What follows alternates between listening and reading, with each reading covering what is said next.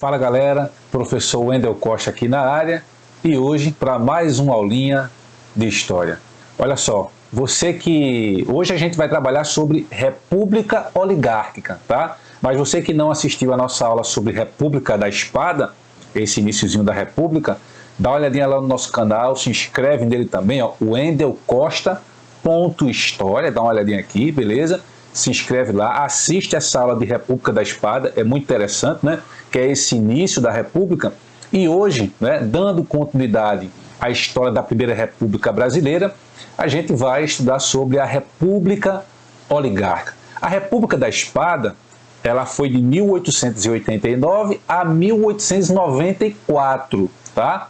Hoje nós iremos tratar da República Oligárquica, que foi de 1894 a 1930, tá? Então todo esse período aí é a República Oligárquica, beleza? Mas hoje a gente vai tratar da parte mais política, tá? Desse início da República, tá? Tratando aí de temas importantes. Então, bom, primeiro, oligarquia. O que é que vem a ser oligarquia? Uma palavra do grego, quer dizer governo de poucos, tá? E aí vamos analisar como se encontrava essa estrutura política desse início da nossa República, da República Oligárquica. O primeiro presidente civil, depois da República da Espada, é Prudente de Moraes. Prudente de Moraes foi eleito presidente do Brasil com cerca de 290 mil votos, né? Ou seja, um número muito pequeno para um presidente. Isso é uma demonstração que essa República Brasileira ela era completamente excludente, né? A gente analisou já na República da Espada acerca da Constituição e vimos que boa parte da população estava excluída do voto, até porque um dos critérios importantes, talvez o mais importante, né, dessa questão política era ser alfabetizado para poder votar, tá? Então, 80% da população brasileira finalzinho do século XIX e começo do século XX era analfabeta, portanto era uma república de uma elite, um governo de poucos. Por isso, essa denominação de república, república oligárquica, tá certo? E aí, bom, analisando a estrutura política, tá, dessa república oligárquica, a gente tem duas políticas importantes que foram recorrentes, tá, durante esse período, que é a política do café com leite e a política dos governadores. Vamos analisar rapidamente o que foi isso. A política do café com leite, que iniciou lá no governo do presidente Afonso Pena, tá? Na verdade, as oligarquias de São Paulo e Minas Gerais, ou seja, as duas mais poderosas do país, elas se alternavam na presidência, né? Se alternavam na presidência da República, no comando do país, no governo federal. Obviamente que a impressão que dá é que era uma alternância estável, pacífica, homogênea. Na verdade não era, tá? Não era tão estável assim essa alternância, ou seja, não fique com aquela impressão de que ora era um presidente de São Paulo, ora era um presidente de Minas, e que isso foi assim criteriosamente durante toda a República Oligárquica. Não foi, tá? Houve momentos de conflito, houve momentos de fato que mais São Paulo governou, depois mais Minas, houve momento de quebra, tá? Dessa política do café com leite, mas São Paulo e Minas, é importante se destacar, elas eram duas oligarquias que estavam no poder, mas tendo o suporte de outras oligarquias importantes também, que apoiavam, obviamente, em troca de cargos, em troca de ministérios, como, por exemplo, você tem o Rio Grande do Sul, você tem Pernambuco, Bahia, Rio de Janeiro, entre outros. Então, aquela ideia que somente São Paulo e Minas governou, né, ela não é tão verdadeira. É preciso entender que também havia outras oligarquias que davam suporte a essa política do café com leite. Beleza? Outra política importante foi a política dos governadores, tá? E o que foi basicamente a política dos governadores? A palavra-chave para você entender a política dos governadores é aliança. Na verdade, foi um acordo firmado na época do presidente Campos Salles, tá, que governou de 1898 a 1902, tá, e os governadores estaduais, tá, que previa, na verdade, o apoio mútuo e a não interferência de ambos em seu governo. Deixando mais claro isso, o governo federal apoiava os estados com apoio político, apoio financeiro, os estados, consequentemente, apoiavam o município com também apoio político, né, com auxílio de verbas. Só que no município, a figura importante aí é a figura do coronel, o coroné. Não pense aí o coronel como um militar, não é? Não, o de 3 estrelas, não. Na verdade, este coronel ao qual me refiro é o latifundiário, é o grande fazendeiro, tá? Que na verdade comandava uma região política. E aí é esse cara que está na base ali conseguindo esses votos. Então, veja bem, a coisa funciona assim, do governo federal para o governo estadual, do governo estadual para as suas bases. E aí entra a figura do coronel. Então vinha de um lado com esse apoio e voltava do outro, do coronel para os governadores através do voto e dos governadores para o executivo, o presidente, também com voto. Então essa política de aliança, esse acordo para manter sempre o mesmo grupo no poder, era a chamada política dos governadores. Agora, tudo isso, né, o voto, enfim, tudo isso era conseguido através das fraudes eleitorais e da grande manipulação de resultado que havia. Então, aqui a gente precisa destacar um conceito importante, que é o conceito do coronelismo, ou seja, como eu já falei, coronel era o nome pelo qual os latifundiários, tá, eram conhecidos, usavam seu prestígio pessoal para conseguir votos. E aí, quanto maior o curral eleitoral do coronel, maior o seu poder. O que vem a ser, professor, curral eleitoral? Tá? Na verdade, curral eleitoral seria uma área, tá, política que o coronel ele controlava. E ele controlava, obviamente, para ter os votos. E aí, quanto maior essa área eleitoral do coronel, portanto, quanto maior o curral eleitoral, mais poder e mais influência tinha esse coronel. E como é que ele conseguia os votos? Bom, vamos lá. Ele conseguia esses votos utilizando-se de vários mecanismos de manipulação. Um deles é a questão do clientelismo, que na verdade é o voto em troca de pequenos favores ou presentes. Veja, é importante entender aqui que 80% da população brasileira morava no campo, ou seja, era uma população rural.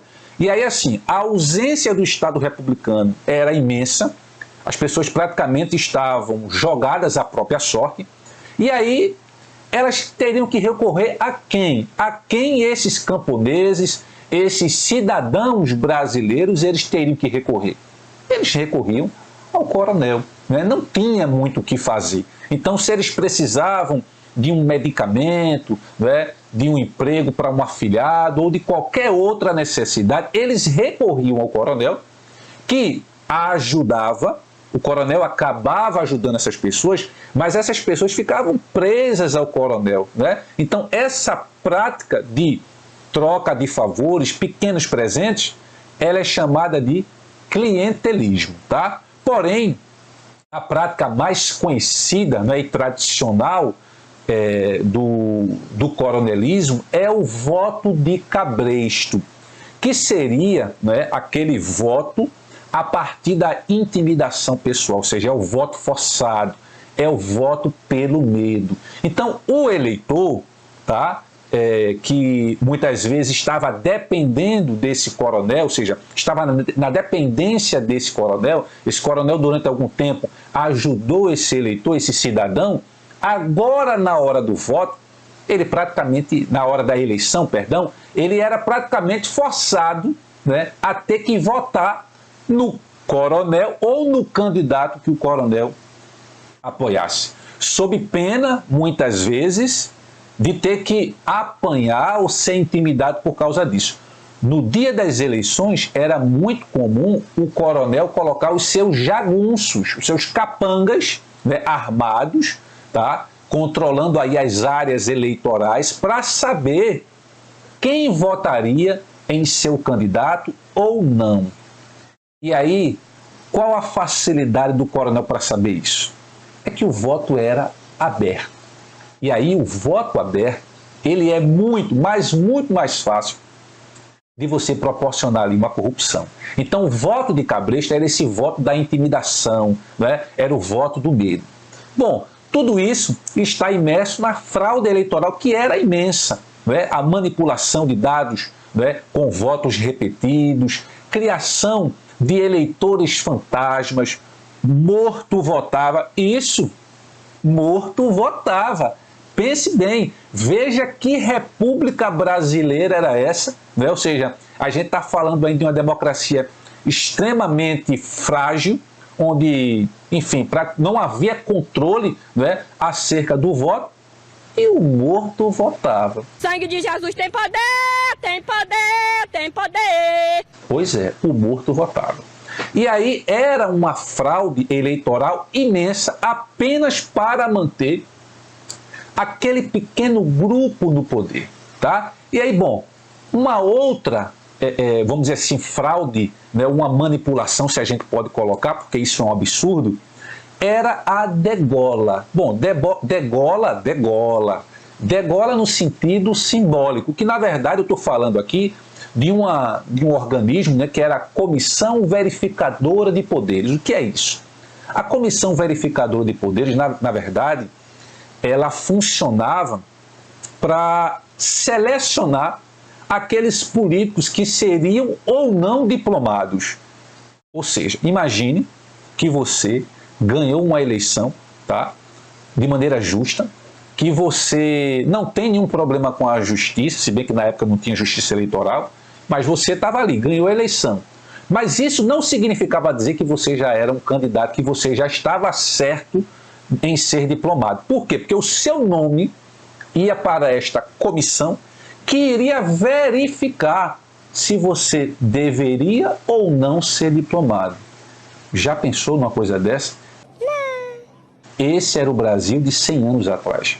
Um país extremamente fraudulento, um país extremamente corrupto, tá? E aí, resultado, essa comissão verificadora de poderes, ela acabava impedindo que muitas pessoas, muitos políticos que foram eleitos, mas de repente não fazia parte do grupo, né, eles não fossem diplomados. Beleza? Bom, vamos seguir aqui. Falando um pouco, saindo da esfera política, tá?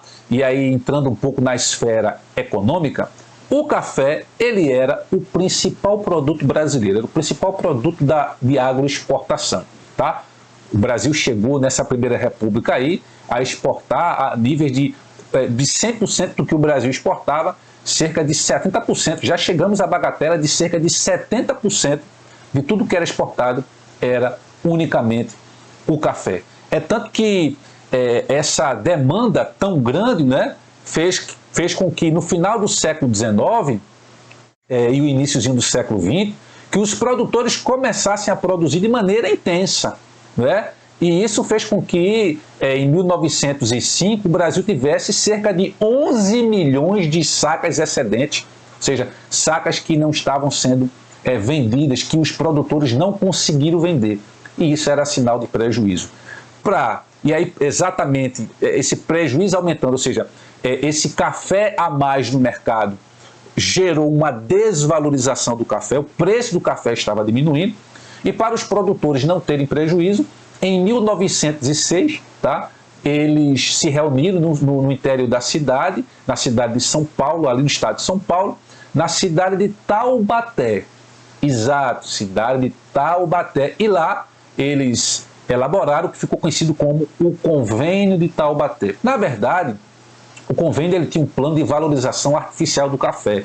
E de que maneira isso acontecia? Todas essas sacas excedentes, o governo ele compraria essas sacas excedentes, tá? Os estados, os principais estados, participou São Paulo, participou Minas e participou Rio de Janeiro. O acordo era o seguinte, era uma proposta indecente, essa é a verdade, né? Porque caberia aos estados comprar as sacas excedentes, tá? Ou seja, se o estado não tivesse dinheiro, faria empréstimo no exterior, compraria essas sacas excedentes, tiraria ela do mercado e estocava, tá? Ou seja, o produtor não teria nenhum prejuízo e o estado ficava com a saca de café. E aí você ia dizer, professor, mas não vão vender essa saca de café em algum momento? Bom, a ideia era essa. Só que com o passar do tempo, esse estoque, a procura, na verdade, ela não existiu.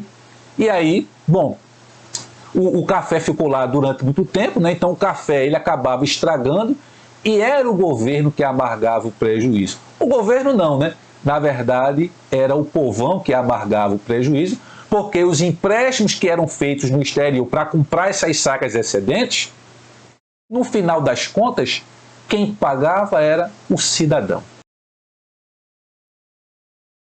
E o bolso dos cafeicultores estavam completamente salvo. Por isso que a gente está falando aí, né, de uma república do café. Né? Na verdade, a gente normalmente chama de aquela política, a república do café com leite, para falar dessa alternância entre São Paulo e Minas, né? Como São Paulo o maior produtor de café e Minas o maior produtor de leite. Mas, na verdade, a importância de Minas Gerais nesse contexto da política, não é pelo leite, não é por ser o maior produtor de leite, na verdade é por ser o segundo maior produtor de café e também a importância política de Minas. Minas tinha a maior bancada política no parlamento. Isso fazia Minas Gerais ele ser aí esse segundo estado em importância. Na verdade, a gente poderia até chamar de uma política do café com café, tá? Bom, então, o Convênio Taubaté, na verdade, ele foi estabelecido para salvaguardar os interesses dos cafeicultores.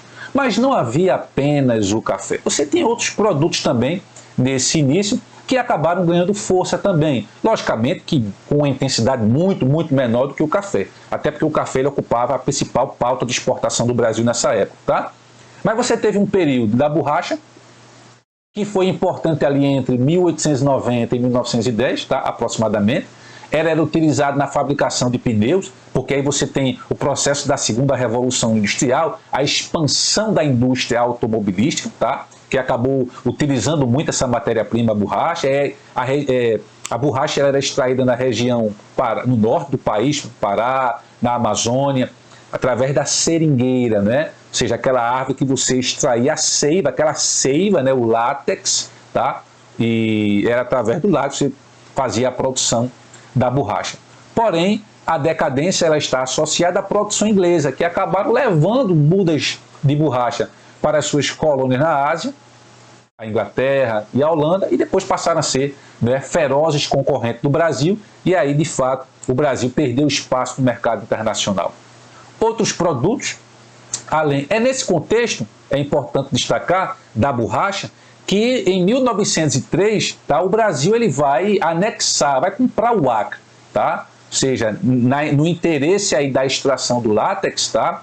E também de atritos entre seringueiros brasileiros e bolivianos, o Brasil acaba comprando essa região da Bolívia pelo valor de 2,5 milhões de libras esterlinas. Né? Isso tudo foi realizado, né, através do Tratado de Petrópolis. Tá? O Brasil acaba comprando o Acre, nesse contexto aí da extração da borracha. Mas não só tinha a borracha, você tinha outros produtos também, né? Mas assim, com menor importância. Tá? Então você teve o cacau, que teve ali uma importância durante a Primeira Guerra Mundial, de 1914 a 1918, e aí você tinha outros produtos também, como o açúcar, o couro, o algodão e o mate.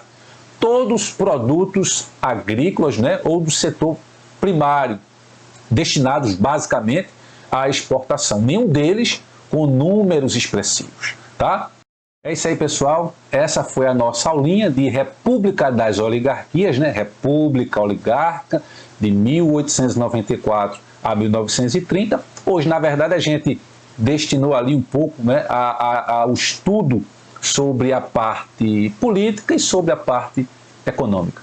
Espero que vocês tenham gostado. Se inscreve lá no nosso canal, wendelcosta.história, tá? Nos acompanhe. Beleza, galera? Essa foi a nossa aula. Até a próxima.